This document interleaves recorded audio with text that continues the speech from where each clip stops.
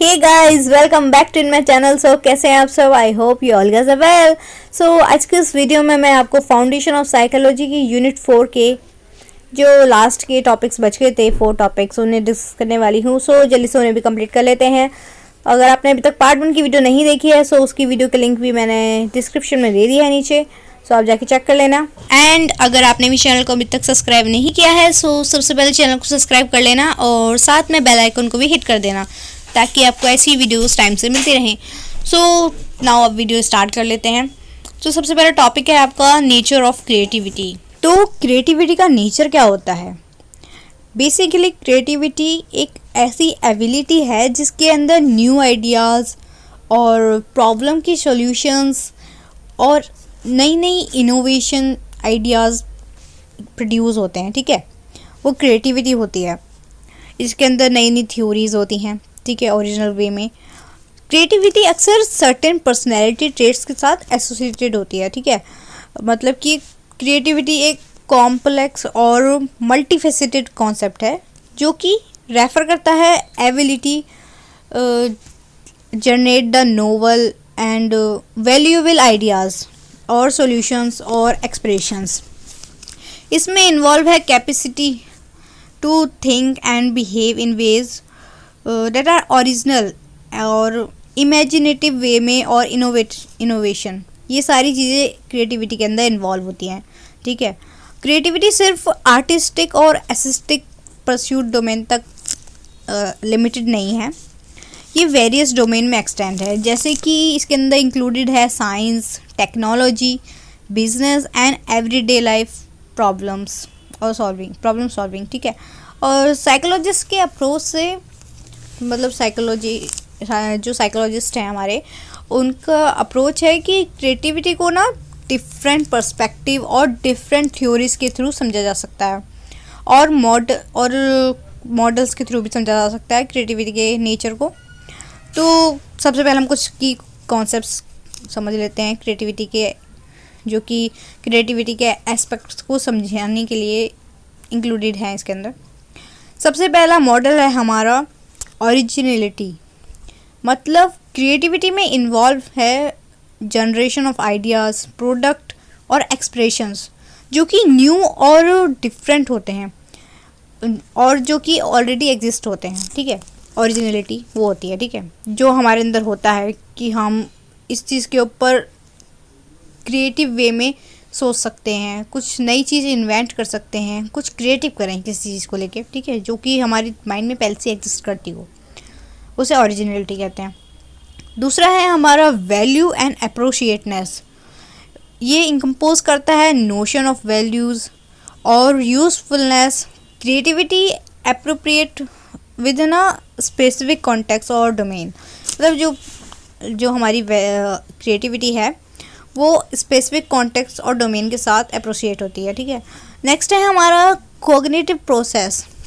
Creativity associated होती है cognitive process के साथ, जैसे कि डाइवर्जेंट थिंकिंग, एसोसिएटिव थिंकिंग और ability to make remote connections between seemingly unrelated concept और आइडियाज़। जो मतलब नए नए आइडियाज़ हैं उनको उन चीज़ों से रिलेट करना जो कि टोटली डिफरेंट हो और कुछ नया क्रिएट करना, वो क्रिएटिविटी के अंदर आता है। और इसके अंदर कॉग्निटिव प्रोसेस भी इंक्लूडेड होता है हमारा। ठीक है, इसमें इन्वॉल्व है generating multiple possibilities, exploring different perspective, और ये इंगेज होता है फ्लेक्सिबल और अडेप्टिव थिंकिंग में। ठीक है, नाउ नेक्स्ट है हमारा मोटिवेशन एंड पैशन। इसके अंदर क्या होता है, मतलब कि क्रिएटिविटी के अंदर हमारा इंटरनल मोटिवेशन और एक जो होता है ना जेन्युइन इंटरेस्ट किसी चीज़ के अंदर, तो हम उस चीज़ के लिए मोटिवेट होते हैं कि हम कुछ नया क्रिएट करें। और एक होता है हमारा पैशन, किसी चीज़ के अंदर हमारा पैशन है सो उसे हम पूरे इंटरेस्ट के साथ सोचेंगे तो हमारे माइंड में कुछ ना कुछ न्यू एक्टिविटीज़ होंगी, मतलब हम न्यू क्रिएशन करना चाहेंगे। ठीक है, सो क्रिएटिविटी इससे रिलेटेड भी है मोटिवेशन एंड पैशन से। सो नेक्स्ट है हमारा इन्वायरमेंटल फैक्टर्स। मतलब इन्वायरमेंट का क्या इन्फ्लुएंस है हमारी क्रिएटिविटी के अंदर। सो मतलब कि क्रिएटिविटी वेरियस इन्वायरमेंटल फैक्टर्स से भी इन्फ्लुएंस होती है, जिसमें इंक्लूडेड होते हैं सोशल, कल्चर और ऑर्गेनाइजेशनल कॉन्टेक्स्ट। ये सब इंक्लूडेड हैं और सपोर्टिव और इंकरेजिंग इन्वायरमेंट क्रिएटिविटी को इन्फ्लुएंस करता है। जैसे जिस तरीके का हमारे आसपास का इन्वायरमेंट होगा उसके अकॉर्डिंग हमारा माइंड वर्क करेगा, उसके अकॉर्डिंग हमारा माइंड सोचेगा, तो कुछ ना कुछ नया क्रिएट करने का आइडियाज़ वहीं से मिलता है। ठीक है, इन्वायरमेंट से इस तरीके से इन्फ्लुएंस होता है हमारा क्रिएटिविटी का कॉन्सेप्ट। नाउ नेक्स्ट है हमारा क्रिएटिविटी एज अ टैलेंट।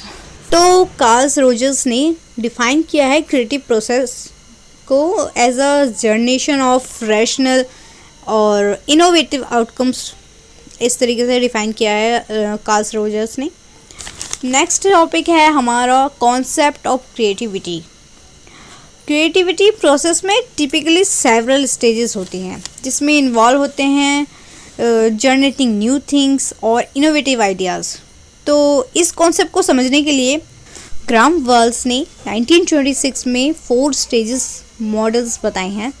तो सबसे पहला मॉडल है प्रिपरेशन, दूसरा है इनक्यूबेशन, थर्ड है इल्यूमिनेशन एंड लास्ट वन है वेरिफिकेशन। तो इन्हें थोड़ा डिटेल में समझ लेते हैं हम। सबसे पहला है हमारा प्रिपरेशन, जिसे सैचुरेशन के नाम से भी जाना जाता है। ये फर्स्ट स्टेप है जिसके अंदर आप इंफॉर्मेशन को कलेक्ट करते हो। ठीक है, नेक्स्ट है हमारा इनक्यूबेशन।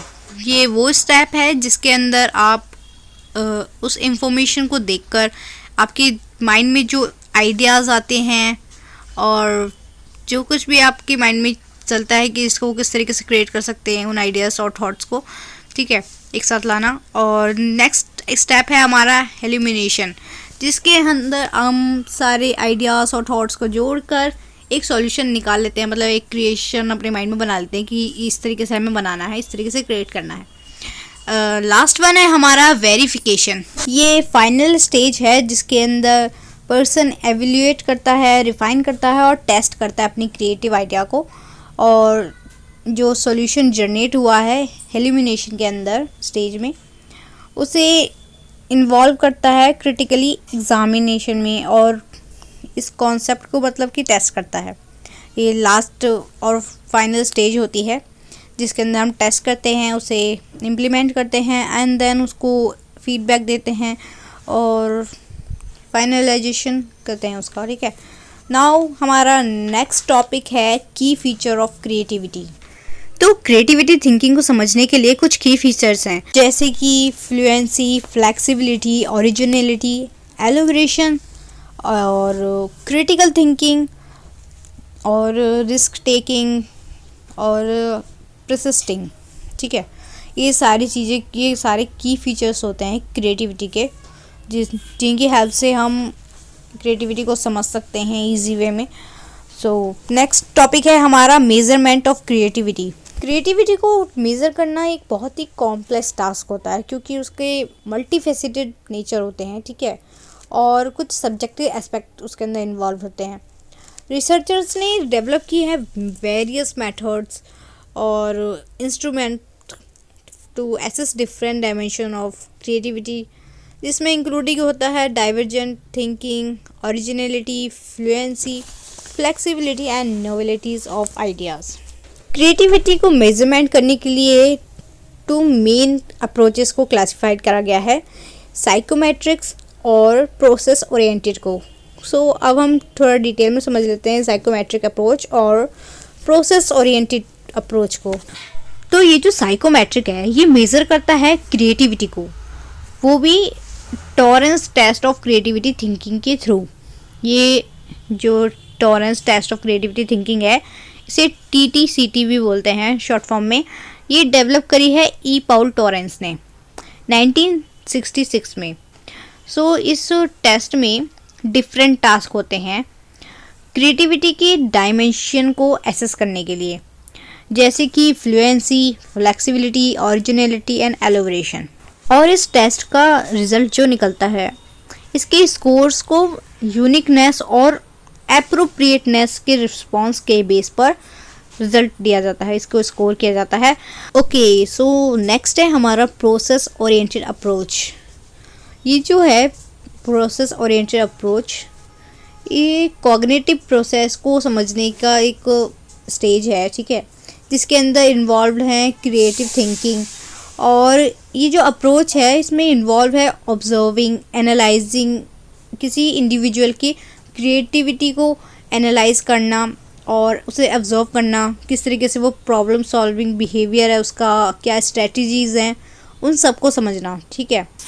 और इसका एम है कि बजाय इसके क्रिएटिव एबिलिटीज़ को समझना, उसकी जगह उसके प्रोसेस को समझना, इसका एम है, ठीक है, प्रोसेस ओरिएंटेड अप्रोच का। और प्रोसेस ओरिएंटेड अप्रोच के अंदर एक मेथड यूज़ होता है जिसे बोला जाता है कॉन्सेंसुअल असेसमेंट टेक्निक, जिसे ये शॉर्ट फॉर्म में कैट भी बोला जाता है, जो डेवलप करा है एम्बाइल ने 1982 में। सो कैट में इन्वॉल्व है एक्सपर्ट जजमेंट और rating of creativity of given product और सॉल्यूशन। इसके अंदर मल्टीपल एक्सपर्ट एवेल्यूएट करते हैं और रेट करते हैं क्रिएटिविटी को उसके प्री डिफाइंड क्राइटेरिया के बेस पे, ठीक है। Now next and last topic है हमारा चैलेंजेस इन मेजरिंग क्रिएटिविटी। मतलब कि क्रिएटिविटी को मेज़र करने में जो चैलेंजेस हमें फेस करने पड़ते हैं वो इसके अंदर हम समझेंगे। सो बहुत सारे चैलेंजेस होते हैं जिनकी वजह से हमें प्रॉब्लम फेस करनी पड़ती है क्रिएटिविटी को मेज़र करने में। जैसे कि डिफाइनिंग क्रिएटिविटी, मतलब क्रिएटिविटी को अलग अलग साइकोलॉजिस्ट अलग अलग वे में डिफ़ाइन करते हैं, जिसकी वजह से मेज़रमेंट में हमें पूरी तरीके से श्योरनेस नहीं मिल पाती है, क्योंकि अलग अलग साइकोलॉजिस्ट के अलग अलग पर्सपेक्टिव्स हैं, अलग अलग थ्योरीज़ हैं क्रिएटिविटी को समझने के लिए। मतलब कि कोई एक ऐसी डेफिनेशन नहीं है जिसे हम कह सकें कि सिर्फ यही है क्रिएटिविटी की डेफिनेशन और उस चीज़ से हम मेज़र कर सकें, ठीक है। क्योंकि अलग अलग पर्सपेक्टिव्स हैं, अलग अलग थ्योरीज़ हैं, जिनकी वजह से हमें चैलेंजेस फेस करने पड़ रहे हैं मेज़र करने के टाइम पे क्रिएटिविटी को। और भी बहुत सारे चैलेंजेस हैं जिनके वजह से हमें प्रॉब्लम फेस करनी पड़ती है क्रिएटिविटी को मेज़र करते टाइम। जैसे कि आप समझ लो रिलायंस ऑफ क्वांटिटी मेजर्स और कॉन्टेक्चुअल फैक्टर्स। मतलब कि क्रिएटिविटी ना बहुत वेरियस कॉन्टेक्चुअल फैक्टर्स से इन्फ्लुएंस होती है, जैसे कि कल्चर, सोशल, इन्वायरमेंटल फैक्टर्स, ठीक है। इन सारी चीज़ों के ऊपर बेस्ड होती है हमारी परफॉर्मेंस किसी भी इंडिविजुअल की। सो डिफरेंट कॉन्टेक्चुअल्स की वजह से मतलब कि उस चीज़ को मेज़र करने में प्रॉब्लम आती है क्रिएटिविटी को। और इन चैलेंजेस का सॉल्यूशन अभी भी रिसर्चर्स रिसर्च कर रहे हैं, डेवलप कर रहे हैं, डिफरेंट थ्योरीज एंड पर्सपेक्टिव्स के बेसिस पर रिसर्च कर रहे हैं और डिफरेंट टेक्निक्स, ताकि क्रिएटिविटी की कॉम्प्लेक्सिटी को समझ सकें, ठीक है, और भी ज़्यादा डायमेंशंस को एक्सप्लोर कर सकें, ठीक है। सो इसी के साथ हमारा यूनिट 4 कंप्लीट होता है, हमारा फाउंडेशन ऑफ साइकोलॉजी कंप्लीट हुआ। सो वीडियो अच्छी लगी हो तो वीडियो को ज़रूर लाइक करना एंड चैनल को सब्सक्राइब करना मत भूलना, क्योंकि मैं और भी सब्जेक्ट्स की वीडियोस लाने वाली हूँ जल्दी। सो आप मुझे कमेंट सेक्शन में बता देना कि आपको किस सब्जेक्ट पे वीडियो की अभी सबसे ज़्यादा नीड है, तो मैं उस सब्जेक्ट पर वीडियोस ले आऊँगी उस चैप्टर। और इस वीडियो को अपने दोस्तों तक ज़्यादा से ज़्यादा शेयर करना ताकि उनकी भी हेल्प हो सके। So thank you so much for watching, bye bye.